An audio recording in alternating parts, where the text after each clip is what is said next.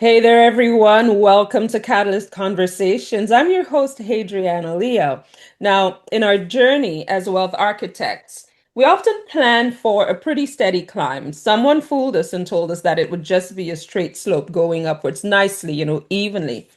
But life rarely moves in that straight line. In fact, it moves through inflection points, those critical moments of transition, whether it's a career pivot, a family shift, whether it's, a sudden inheritance. These can either catapult your legacy forward or they can leave you paralyzed just by the weight of the decisions that you have to make in that time. So, today's guest knows exactly how to navigate those crosswords. Khary Cuffe is a Harvard educated wealth manager and financial planner whose career has spanned investment banking to leading global brands.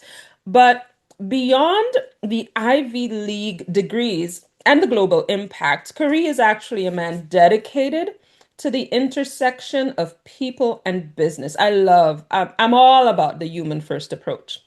He's actually here to talk about why high achieving women need a village of advisors, how to manage the mental and the financial health of a transition, and why, as Frederick Douglass said, without struggle, there is no progress. Khary, welcome to the show. Thank you. Thank you. Thank you for having me. Yeah, for sure. Listen, when I got your bio, I thought to myself, what am I doing talking to a Harvard grad? I mean, an Ivy League grad who's done all of those things, and yet you decided you wanted to be on this podcast. And then I saw it when I was reading through your notes. You're people grounded. You're people rooted. Tell me a little bit about, how you navigated your own success and your own transitions. Well, I would say, first off, it begins with kind of family, right? I was raised by a very strong mom who was an immigrant from Jamaica, Mhm. and she raised two of us to have a lot of work ethic. And I think, watching her example really kind of helped guide and form to a certain degree how I view money and how I view life.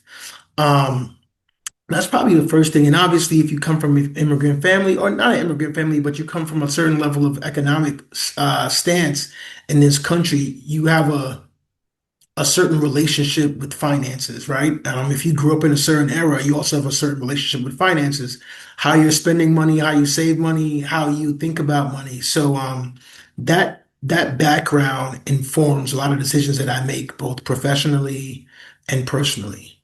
Um, Yeah. I can see how that would impact you. Definitely. There are significant inflection points. I can just in your upbringing. I know this for myself because I'm the first one in this country. So I'm kind of in the position that your parents were in when they immigrated. But I'm curious because so much of our upbringing kind of informs how we live now. But what about it did you have to let go? Were there any things happening in your childhood? What about Bushwick did you have to let go in order for you to have the experiences you're having now? No, you make a great point. There were things that I did have to let go. So I would say the first time when I realized that I had to let go was entering college. I went to a small liberal arts college in Connecticut, Wesleyan University. Mhm. And at the time, my father, he was in and out of prison and doing a lot of different things. And I had a realization that if I wanted to be better than my circumstances, I had to leave the mindset of my community, so to speak. And, I love my community and I want to get back to it. But at that age of 17, when I left the college, I had to get my mindset out of what I was currently doing, who I was around, if I was going to thrive in this new environment Yeah, I mean, without a doubt, and still not lose who you are. and not Listen, lose who I am. I don't know how we do it. I don't know how, as Black humans in a white world, how we do it, but somehow we do. And congratulations on the success that you have achieved. It's one of those kind of situations where, Khary's made it, you know. You made it. You've arrived. You I were wouldn't say the that. listen, you were in the C-suites of some great companies, like brands that would be recognized all around the world. Yet you pivoted into financial advisory and you want to help ordinary people build generational wealth. Why on earth? Why on earth would you leave what so many deem as like safety, security, prestige to move into this kind of work? That's a really great question. So after leaving business school and working in brand for 12 years, what I realized quickly was that a few things were happening in real life. One was that the world was changing. How we saw brands, how we saw marketing, the speed at which it could get to market. And then I also noticed that there was a shift going on in the community. More women were doing better than men, right? I looked at statistics of law school grads, and more black women were graduating from law, becoming attorneys than black men. More black women were getting PhDs. More black women were graduating from college. So I began to see the statistics and saying, okay, if I just play this logic out, who does this affect the most? Me, right? Even, and then selfishly, it affects most black men. And because now the dynamics of economics have shifted, where historically, the men led the household, the men were the financial providers. That dynamic had already shifted in the 90s to 2000s, and now it was on overdrive, so to speak, right? It got so when I thought about it, well, who was going to be the people who were going to need me the most at that time? Where you have a bunch of people of color that were beginning to make some money working in corporate America. They were getting some levels of success, but still hadn't been educated in how to manage money, how to make smart investments, just how to do the basics right before you can even do the advanced stuff, right? And then how to leave a legacy to your family. And then I would say over the last 5 or 6 years, particularly during COVID, you have this big push of like building generational wealth. How do you build generational wealth? That was a very hot topic. And Mhm. I was already doing that. I was like, hey, this is what I'm doing. And I'm doing it for our sisters who are leading families and need that advice. So that's kind of how I got involved into that space, just really looking at the data, looking at what was going on in our current environment, and seeing that people were going to need that education and that mindset, that mind shift, if they really wanted to build generational wealth. Yeah, no doubt. And we need that brain power. We need a cultural lens on the knowledge base so that when it is deployed to us, when it is shared with us, we have someone who is advising us who has lived experience or even learned experience. I believe in learned experience as well, but they've got their own part to play. They've got their own experiences. They've got skin in the game. So our success, a woman's success in your portfolio is actually success for all of us. It's community success. And I really like that. But it sounds like you faced your own inflection point at that time. You kind of saw the writing on the wall. What kind of courage or what kind of conversation had to take place for you to actually make the leap from corporate to wealth advice full time? So, all of this was happening, and I had also moved to New York. I was living in Ohio, so moved to a different place, and I had children, married. And the conversation, with my wife was, listen, I've reached a point in my career with marketing that we can continue on this path. I don't believe that I'm having fun anymore, and I don't believe that I'm helping people as much as I really want to. Right. And I could continue to sell and advertise random products that might make some people feel good, but I don't think that's really moving the needle. Hmm. And I think I can really build a business helping folks, helping people who look like me do better for themselves financially, where I think they can see a real impact in their lives. And we had that conversation, and luckily she also was working, and she had a great profession as well. And we were able to make that transition. Mhm. Yeah. Well, I'm so happy that you did. And I know at this point you're building your book of business, you're looking to expand your reach.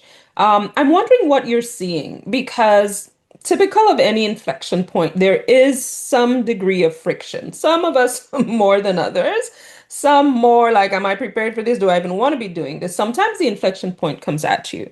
Where are you seeing those points of friction when your clients are at those kind of crossroads? What is stopping the move or the progress in that time? Yeah, what I would say is that there's a lot of misinformation out there. Mm, Misinformation. And the misinformation comes from a lot of different, it's either too much information or misinformation. yeah. So they're two different things. So I'll talk about misinformation first. Misinformation is you see an advertisement advertising for, let's say, life insurance, for example. Mhm. And then they tell you, oh, then some people might say, you don't really need life insurance because of your situation, which you're in, save the money, invest it someplace else. And Right. that's the misinformation. Then it's too much information because now you go online and you might hear information about an IUL, VUL, term life, whole life, all these different things, right? As opposed to people being able to simplify it. So what I face in my business right now is a dual front. One is how do I educate people who believe that they're educated because now you can do research, right? I can just go Yeah. click Google and it gives me, whatever I want, or I can go to Chat GPT and put in certain scenarios and it gives me back whatever they think, right? And Right. that sometimes, informs people who may already have a certain sentiment about something, and that information is actually incorrect, or it may not be correct for them, Yeah. right? So that's that. And then the other thing is educating them about what they heard was incorrect, and Mhm. then giving them examples of how it was incorrect. So I spend a lot of time in my meetings when I meet with someone one on one and that we're going through their finances and I'm asking them about how they make decisions, how they come to research, and then I find myself oftentimes either A, giving them homework, and B, being a professor in some ways, teaching them about certain topics and certain things a little bit deeper so they have a better understanding so they can make better decisions and better choices. Yeah, I can appreciate the extremes, and you're so right. So many of us think that Google is the almighty, Mhm. whereas we don't realize. I say this to people all the time. You don't come to me to talk about that thing you could find on a search engine. I don't, who has time for that? Who's going to pay for that? There have to be customizations done that suits you, and we have to realize Google, whatever the search engine or artificial intelligence, it is an aggregate of, it just averages things out. And last I checked, I was not aiming for average. Do you know what I mean? Exactly. We're aiming for things that make us, extraordinary. And that's what my clients are looking for. I'm sure that's what your clients are looking for too. But we do have people who keep waiting for the right time or waiting until they feel ready. But you argue that it's never too late, it's also never too early. So, in the context of the clients that you work with, what do you see as the cost of waiting? Fantastic. So I think you raised a really good point. There is a cost of waiting, and that's the one other thing I tell my younger clients. Hey, particularly when it comes to beginning to think about how you invest and what assets to invest in, there is a cost to waiting. First is there's a literal premium cost, right? Which means is if you are looking to invest money in any asset class, you're not in the market now. So you're waiting to see if the market is going to get better. It may get worse. It may not. We don't know. But if you're not in the market in a meaningful way, you don't get the benefit. So that cost of waiting has a premium on your long-term ability to generate generational wealth. I think then the second thing is when it comes to protecting yourself, right? The biggest thing that we have is our ability to earn. right? That's our ability to earn is the biggest asset that we have. And the longer you wait to protect that ability, the more expensive it becomes, right? Yes. Finally, if you have a family, if you have any kind of assets that you already have, the longer you wait to protect those assets, the more expensive it becomes. It doesn't get less expensive with time. So, unfortunately, time is not on your side when it comes to building generational wealth. It's never too late and never too early, but time is not your friend if you want to maximize value and reap the benefits of it earlier in your life. Yeah, and the cost. I think when we lose time, that's just done. Like time, we can't get back. There's no ROI that you can get on a portfolio that's going to replace the time that we've lost. And I wish more of the people that we get to work with would realize that you're never going to be ready. You just need to do the thing. You need to start. And now I'm glad that you can take that approach with your clients so that even if they start imperfectly, even if they start with maybe less than the ideal, monthly contribution or whatever, at least they're starting and then conversations can keep going. So in my mind, you would be one of a team of professionals that you would recommend to your clients. What does the village of a financially successful woman look like? Great question. So I think it starts. So I'm biased, but I'm totally biased. But I think it starts first of having a good advisor, for good financial advisor, right? So first, because that financial advisor can help direct you in terms of how you talk to your accountant or CPA professional, how you look at insurance or investing, your accounting for tax purposes, even legally, if you Mhm. have an attorney that you generally work with for different things, right? So the average person, not just woman, but the average person in general, if you have a family of four, you're not dealing with your attorney every day, right? You're not dealing with your CPA every day, only when it's tax time. Your financial advisor, you're arguably dealing with that person regularly. Similarly, like your doctor, you're probably dealing with more regularly. And you want to make sure that the advisor that you're talking to is very well connected to the other people that you get information from that you trust. Yeah. So that's why it's important to have a village and make sure the villages they're all talking to each other as well, so that way you can get to the best outcome possible.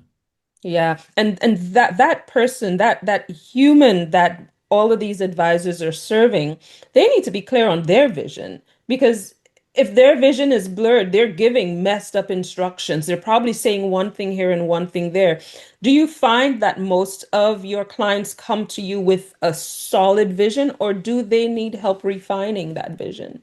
Most of my clients come to me with the latter, right? They need help refining that vision. Because again, right, when you're in something and when you're going through hardships or you're going through whatever you're going through, Mhm. the vision is cloudy. Yeah. The vision is cloudy. You can't see it. So you're just kind of trudging through, Hmm. pushing through, right? And you need someone to say, hey, let's see the forest from the trees. I need someone that's neutral to take a perspective that's different from what I currently have. Again, because I'm currently going through it.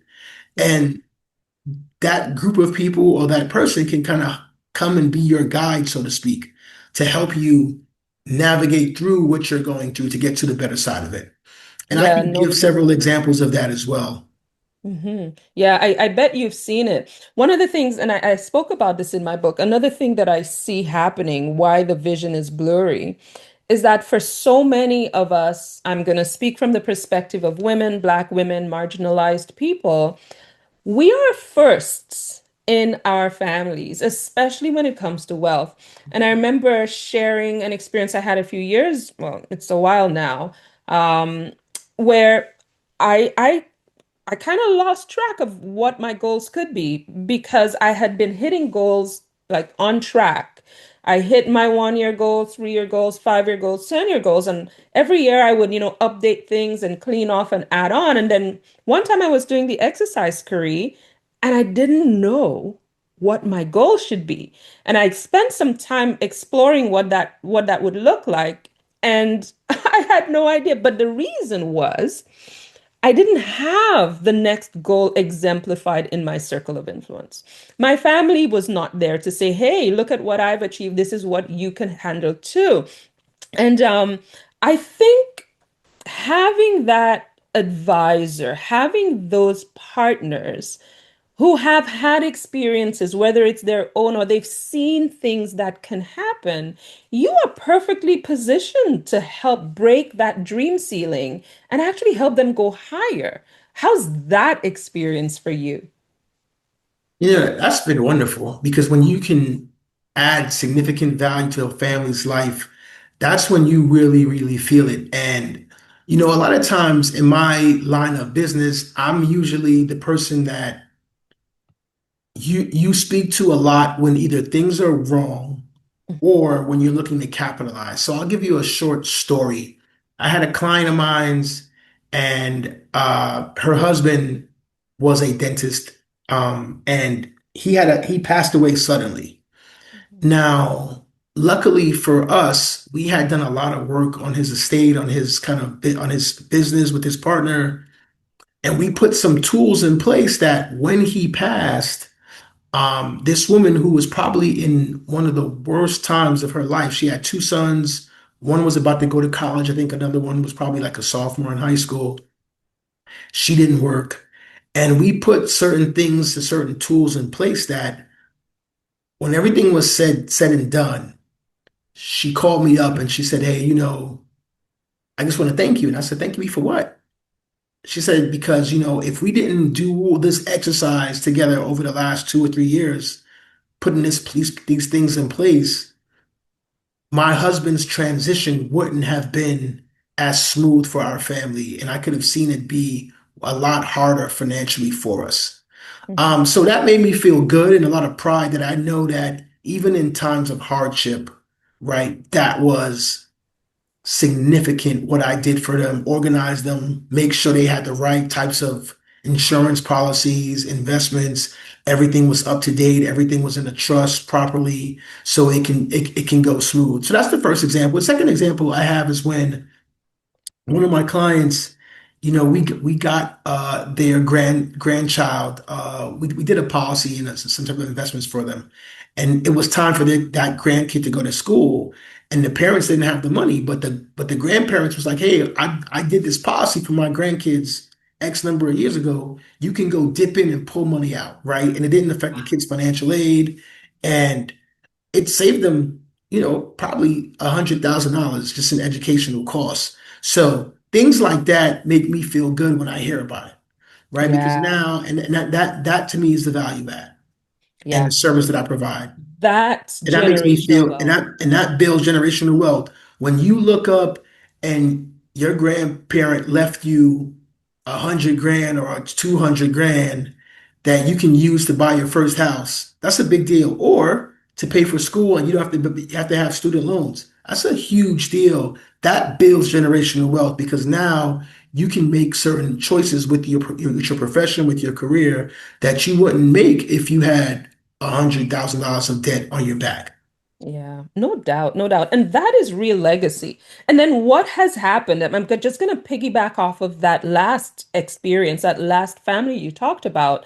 Those grandparents have created a legacy that now kind of sets a bar for how that family like operates with money. Now they've seen what that kind of planning can do. Generationally, they are forever changed. Exactly. Exactly. Yeah, I'm getting goosebumps over here, but these are the kinds of things that I love hearing about because these are the things that actually change the trajectory of generations to come. And I'm gonna guess here, and this might be me being a little presumptuous, but I'm gonna guess here that the grandparents were probably not multimillionaires when they did this. Absolutely, they were not. They were not. Yes. And this is something that you can do that's small. A grandparent, instead of giving your kid a Christmas gift or a birthday gift, you put that money into something that's going to save, and over 18, 20 years, it builds up, right? Yeah. So that's what those grandparents did. Exactly. Yeah, I love this. I love this. So here's a question for you then. If we have, not if, but for the person listening who is kind of at an inflection point, whether it's any scenarios like you have shared, or it's a circumstance outside of their control that they're now facing right now, what's like one move they can make that's gonna help them build their confidence in taking the next step? I think the first move is to talk to someone. Just talk to someone like myself that has experience dealing, that has experience dealing with different types of people. Mm-hmm. Talk to someone first. That's the first thing. Talk to someone, get a set of eyes on whatever's going on, what you're going through, to see if they can help. That's the first thing I would tell you. And oftentimes, I think people believe that it's costly to talk to somebody. It's actually free. Yes. The first conversation is usually free. Similarly, when you speak to an attorney for the first time, that first conversation is generally free, right? Wow. And that's really a mission to get a better understanding of you. So don't let the fear of cost or paying for something get in the way of you getting information and really getting a comprehensive exam of what's going on. Yeah. And don't get it twisted. Those of you listening here, when we say talk to somebody, we mean a professional, Yes. trained, licensed. Don't go talk to your sister's boo over there who did that over there. Yeah, Oh my exactly. Don't talk to gosh. your friend.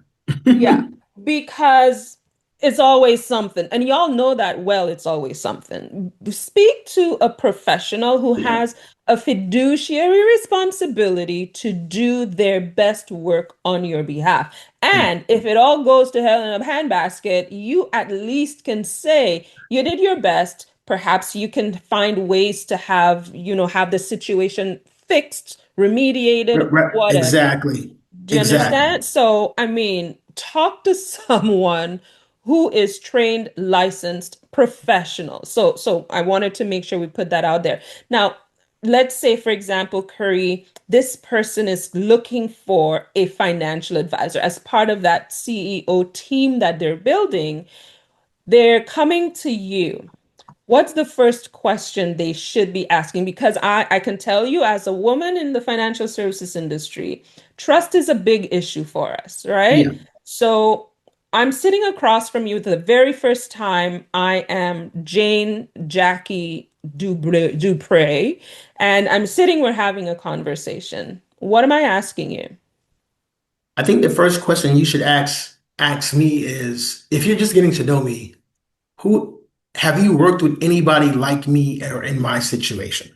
I love that. So that's the first question you should ask.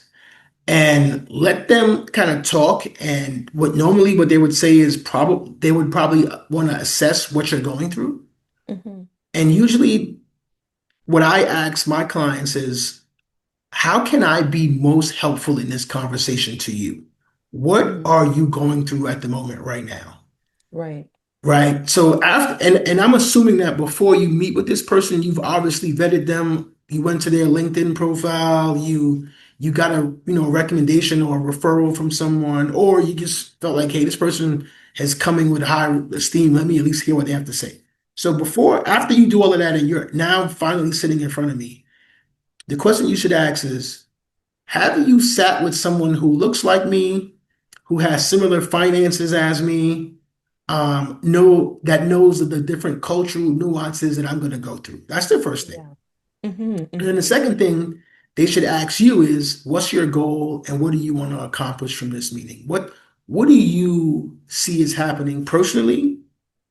And what do you want to change? And then this person should be able to respond and say, okay, great. Based on this information, let's go through some questions and ask you a lot of questions to find that out. But you should ask those two things.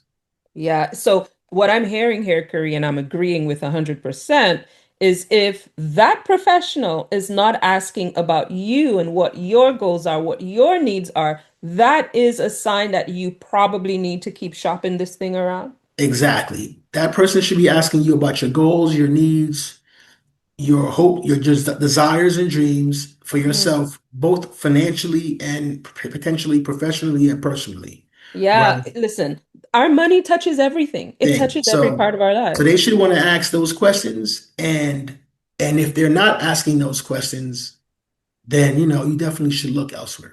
Yeah, for real. Well, I'm gonna wrap us up with this one question and you can take us out with that. One of your favorite quotes that you shared with me is without struggle, there is no progress. But I can tell you, especially for a Black audience or any minority audience who might be listening, we done tired of struggle. I'm sorry, it's Who you been a telling? struggle, right? So how do we take that struggle now and turn it into success because we're tired of the struggle? So I think that's a great question. I think one, when we talk about generational wealth, just understand that it's generation means many. Hmm. It doesn't mean one, it means multiple, Yeah. right? Because you can lose money in one generation and you can gain it back in another generation, right? The purpose is generational wealth means I'm thinking about not just my children, but my children's children and my children's children. So, in terms of struggle and progress, one is try to start early and start not only early, but when you begin to kind of make any little bit of money that you feel like, okay, I feel like I'm beginning to like acquire things. I'm acquiring a car or I'm buying my first house. When you're in that mode of doing that, when you're in the mode of I have my first child and I want to make sure I protect my family, right? You want to begin thinking about these moments in your life is when it's going to cause struggle, and that struggle is okay. That's why you get someone with experience, with information to help you so you can progress through it. That's Hmm. why I love that quote because in everybody's life, when you get to the other side of struggle, it always is a better place, right? Whether it's a mental struggle or physical struggle, I like the example I like to give is like doing exercise. When you first start doing exercise, you hate it. You hate lifting weights. You hate going to the gym. You hate doing your push-ups. But the more you do it, the more you fight through, the more you struggle through, you get better at it. Your body begins to adjust. And all of a sudden, oh snap, I'm officially adjusted. Now I look back 2 weeks later, 3 weeks later, this is a lot easier than when I first started, right? Um, 2 months later, you're doing way more. Your body looks different, your mind feels different. It's the same thing with your finances. And that's why you want to go through that struggle to get the progress that you need. You need some level of friction to force you to say, I got to change. Yeah. And that friction then says, okay, let me go to someone who can educate me, who can kind of wipe away all the superfluous stuff out the way, the unnecessary stuff, Hmm. and look at my situation and say, okay, great. What do I need to do? What can I do? What am I able to do? What can I afford? And let's Hmm. begin to take baby steps and make a plan. So, 6 months down the road, a year down the road, 2 years down the road, I've checked off these boxes and I look up and all of a sudden, financially, I'm in a much better space. Yeah. Yeah. And we're taking a long game here. We're not doing this get rich quick thing, right? There is no really get rich quick thing. I think that's like you see a lot of people who invested in crypto and now crypto is down significantly. The people who got in really, really early, they made a lot of money, right? But everybody now is kind of like, I got some crypto, but it's not making a bunch of It's money, doing nothing. It's all right? dust. Some folks actually have lost a lot of money, right? Oh, So, yeah. right, you can't, there is no silver bullet to get rich, but there are silver bullets in terms of creating a great investment strategy, a great risk mitigation strategy, a great estate plan, such that the things you put in place now for yourself and for your children's children will reap the benefits. And the last thing I'll say is this before I let you go. Oftentimes, people don't see the value in doing certain things now Hmm. because it hurt for themselves. Like, "Oh, I don't see the value in it." They can't think to the next generation. This is Yeah. also the key thing about generational wealth. You're not doing something for you now. you're doing it for someone else later that you may Yep. not ever meet. Yep. You may never meet that person that's going to benefit from the things you choose to do right now in this moment in time. Yeah. So that's also why people have to have a good understanding about what these words mean that they say and what the not only the consequences are, but the sacrifices that need to be made. Like, a lot of people, we stand on the shoulders of a lot of great people who made a lot of sacrifices for us. I 100%. know Jesse Jackson just passed away recently, and get a lot of people who did a lot of heavy lifting already. Yeah, yeah. So And some, the idea is we got to take it higher and build so that the next generation doesn't start from where we started.